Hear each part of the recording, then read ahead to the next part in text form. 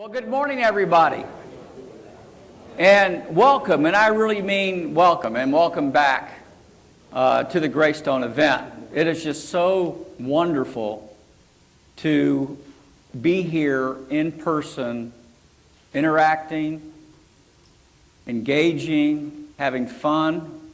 Yeah, I saw y'all last night. I know what y'all did. You know who you are, okay? Having fun. And we're really excited about this year's agenda, who chose to be with us this year. We understand those organizations that chose not to be here, and not to get into politics, but we still live in a very divided country. There are still certain regions of this country that are still perhaps more dealing with the pandemic than others.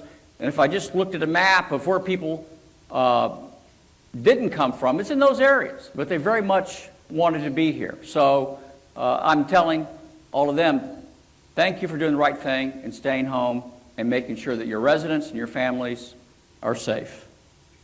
Nonetheless, let's pay attention to those that are in the room. And a wide-ranging group of organizations that are choosing to be here, ranging from some of the largest, if not the largest, system providers in the country, to standalone organizations, to organizations that are looking to grow and to expand.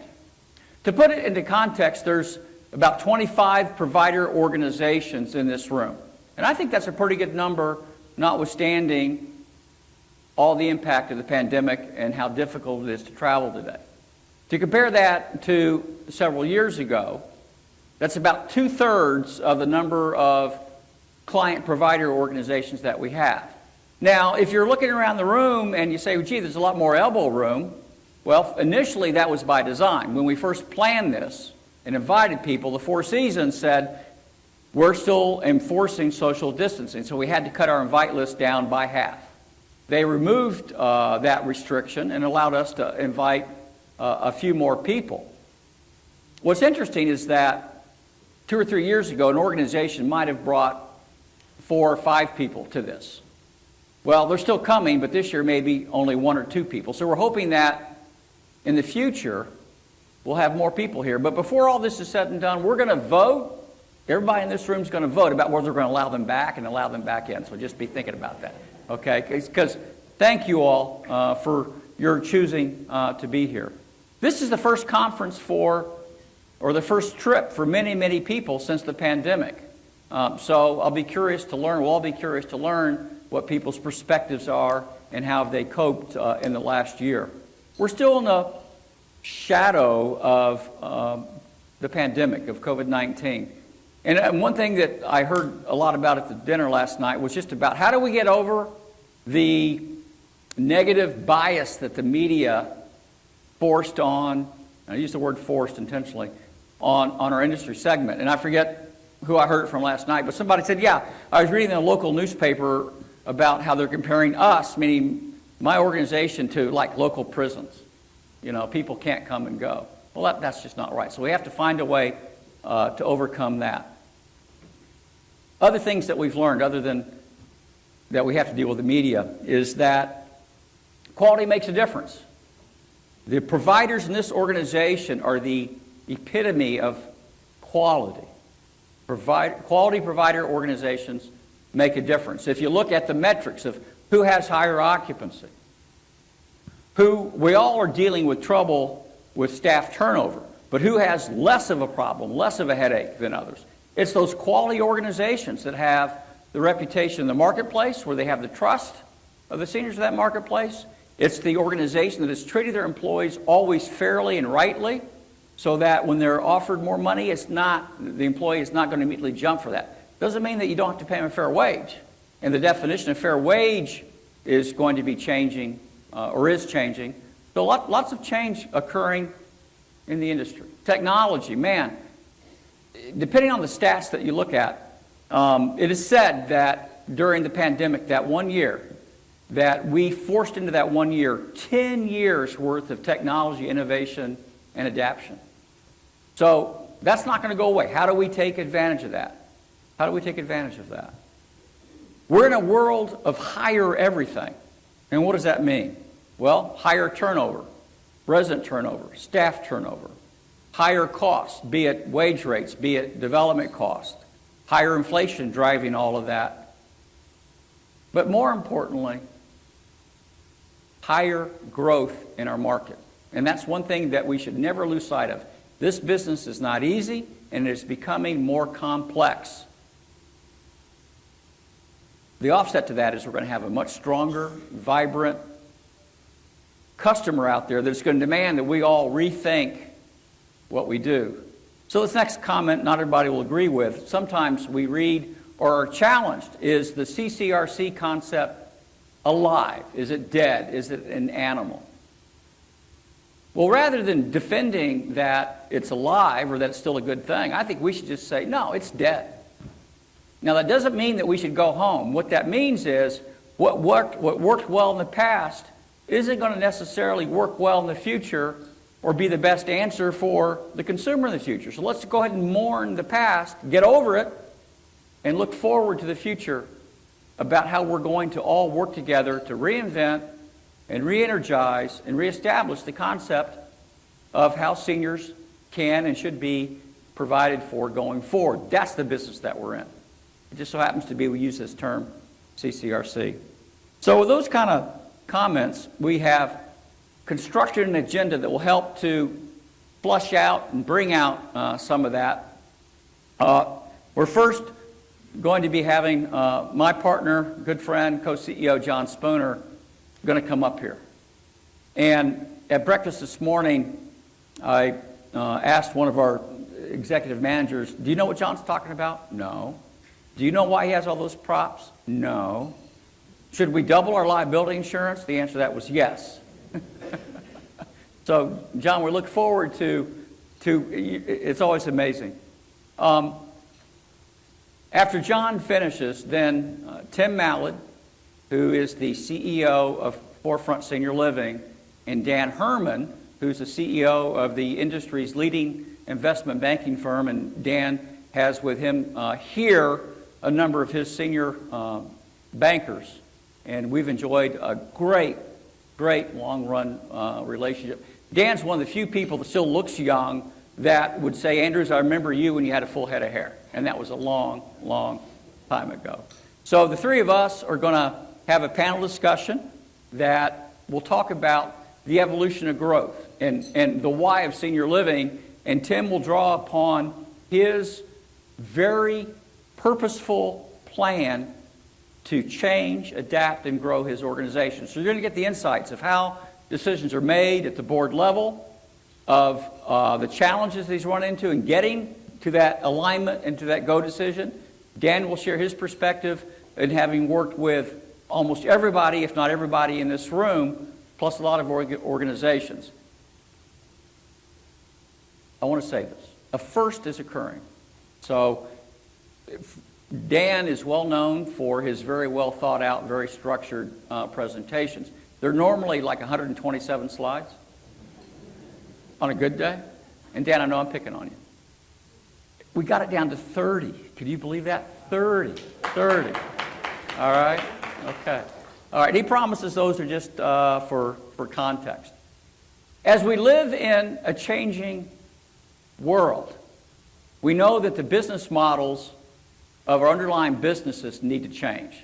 Brad Straub and Kurt Mullner are going to lead a discussion about how are we witnessing, how are we helping, what are we observing, and how organizations are changing their business models. And by that, I don't mean building something new or changing something new, but how are they changing the business model to allow it to thrive and be financially successful and serve the residents well going forward. So Brad will be driving that. And I apologize now, because if nobody understands what he's talking about, because Brad's clearly one of the smarter people in the room, so he's talking way up here, I'm down here. So try and grab something from his presentation if you can. Christy Caverage and Stuart Jackson will follow and share some of the growth stories. There are a lot of good stories out there about organizations that even during the height of the pandemic said, you know what, we're going to get through this. I have no choice but to get through this. So I needed to be prepared for where we'll be and what we'll have done after the pandemic is over. Well, you know what? We're there. Pandemic is almost over. So we're going to be sharing the stories, the good and the bad, or the trouble, of organizations that chose to still grow their business. And they've got some great examples. Plus, they'll be reinforcing the premise of why we're all here.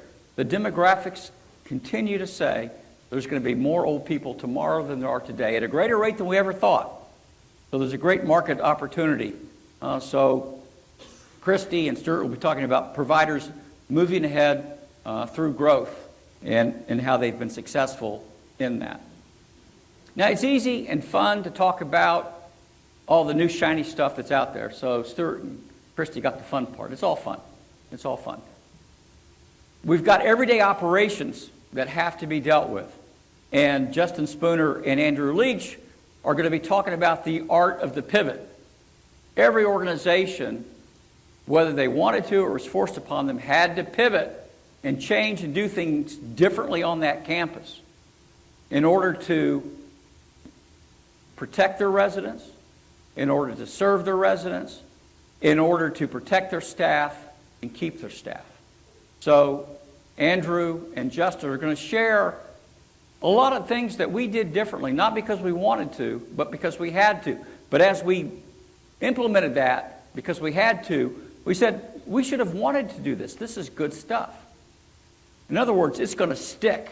How's this stuff going to stick and allow us to do a better job long term in serving our customers? So we're going to be sharing a lot of the great stuff that you all chose to do as providers as a result of the pandemic. And it'll help us all be stronger together for a much longer period of time. Coming back to the new stuff for a moment. We all get asked the question, well, what's the newest design trend? Are we going to see how will we see the CCRC concept evolve? And we have Perkins Eastman. Alexis will be representing her firm and sharing at least what that one firm's view of the future may be, speaking along with Heather George and Bud Green from Greystone. And I've seen some of the snippets of that. There's some pretty neat stuff in there, so take some notes and just be aware that all the material that you see up on the screens will be made available after the event. We choose not to do it during the event because John really gets, he's actually a very sensitive fellow. And he takes it personally if you're not looking at him. Okay? So we all want you all looking at John. Occupancy, occupancy, occupancy. This whole business, the success of it is driven by occupancy. You all have heard me say you can do the best job designing, the best job financing, and you can have the greatest programs ever. But if you can't get people to move in and stay put, it's all for nothing. So we have a wonderful discussion with Christine Graber, Terry Locke, and Tricia Mackin, again, about the art of the pivot. What do they have to do to continue to be successful? Lessons learned, and what are we going to be doing?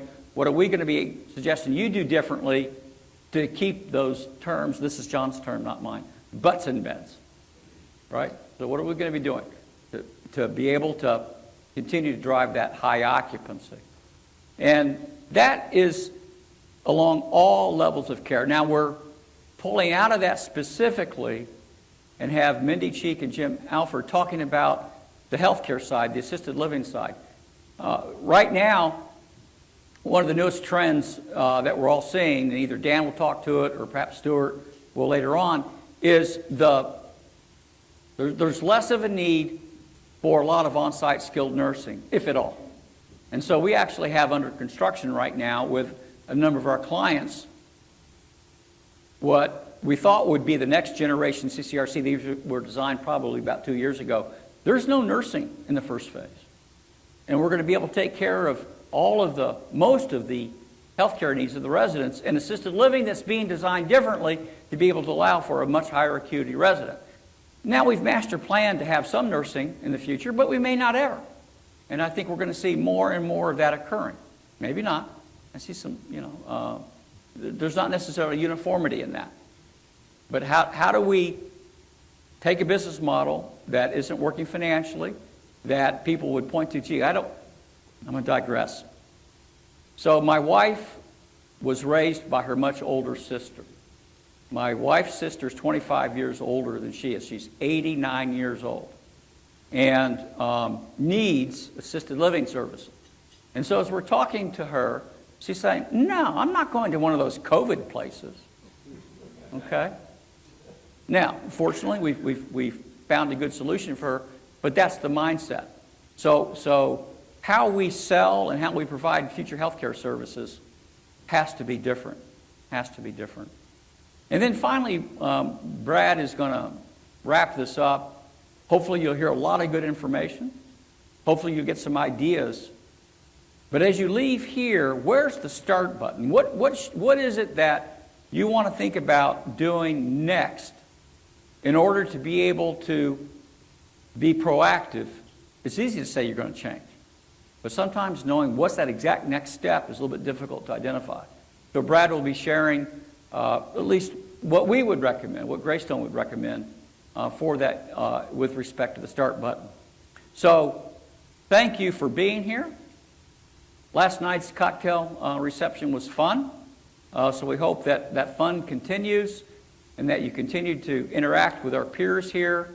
And notwithstanding social etiquette, notwithstanding safety protocols, it's okay to shake hands here in Texas. Okay? We like that. We're friendly people here. So thank you for coming. And with that, John, I'll turn it over to you, sir. You have a world party on the day you came to be.